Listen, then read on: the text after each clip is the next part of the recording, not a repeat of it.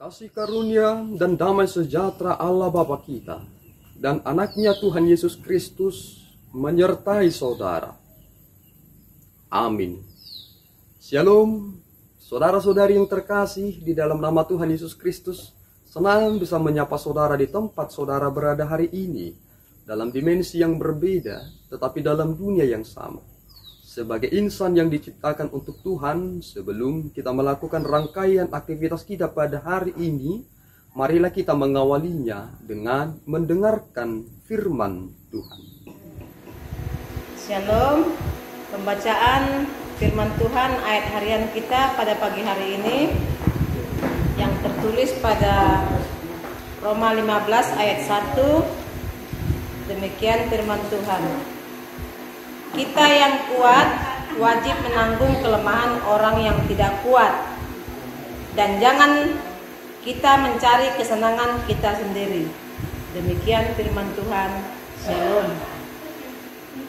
Saudara-saudari yang terkasih, ternyata karena kita adalah makhluk sosial, kita harus mengerti bahwa kita adalah pribadi atau insan yang lemah. Sekuat apapun seseorang, ternyata dia tidak bisa hidup sendiri, melainkan kita harus hidup berdampingan. Itulah arti makhluk sosial.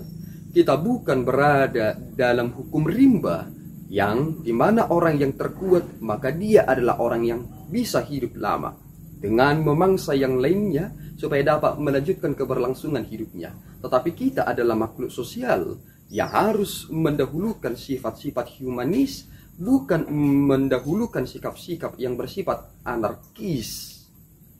Dan Paulus menasihatkan kepada jemaat-jemaat di Roma supaya yang kuat wajib menanggung kelemahan orang yang tidak kuat. Artinya bisa saja ini berkaitan dengan denominasi, bisa saja ini berkaitan dengan jabatan, bisa saja ini menjadi unsur yang membangun politik, bisa saja ini menjadi unsur yang membangun sikap relasi terhadap orang lain. Mengapa ada istilah tentang orang yang kuat? Ternyata itu juga berkaitan dengan kedudukan mereka di mana mereka seharusnya berada. Dan ketika seseorang bisa memposisikan dirinya sebagai penolong bagi orang lain, bukankah Roh Kudus adalah penolong bagi kita? Artinya apa? Jika seseorang hanya ingin menunjukkan bahwa dirinya kuat, itu hanya adalah seseorang yang mencari kesenangan dalam dirinya sendiri. Jika saudara melihat beberapa pertunjukan olahraga seperti pertunjukan olahraga tinju, ternyata kita tercengang melihat suatu keadaan ketika seorang yang memiliki otot yang besar bisa dikalahkan oleh seorang yang tidak memiliki otot yang sebesar dirinya. Ternyata di balik itu, seseorang yang menganggap dirinya berada di bawah tekanan mencoba mengatasi ketakutan kekhawatirannya dengan bersabar untuk terus berlatih. Dan ternyata orang yang sombong atau orang yang merasa dirinya sudah menang di atas kertas malahan menjadi orang yang terperosok. Mengapa?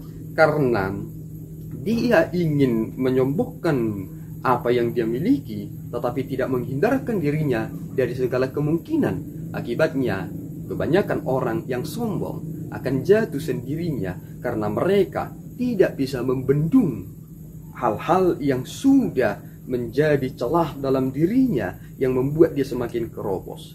Saudaraku, jangan berbangga hati jika disebut sebagai orang yang kuat, atau disebut sebagai penguasa, atau disebut sebagai orang yang memiliki segala sesuatunya.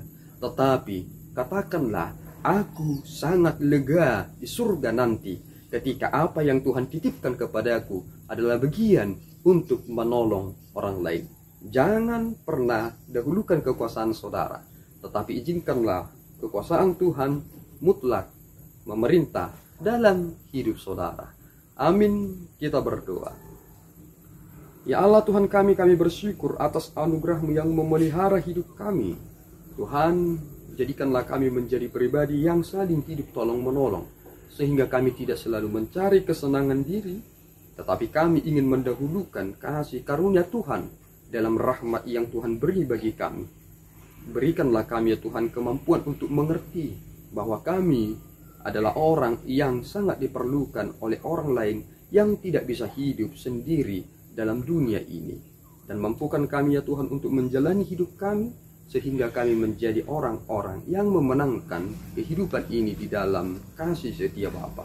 Dalam Kristus kami berdoa dan mengucap syukur. Anugerah Tuhan kita Yesus Kristus, kasih setia Allah Bapa, dan persekutuan Roh Kudus menyertai saudara. Amin. Tuhan Yesus memberkati.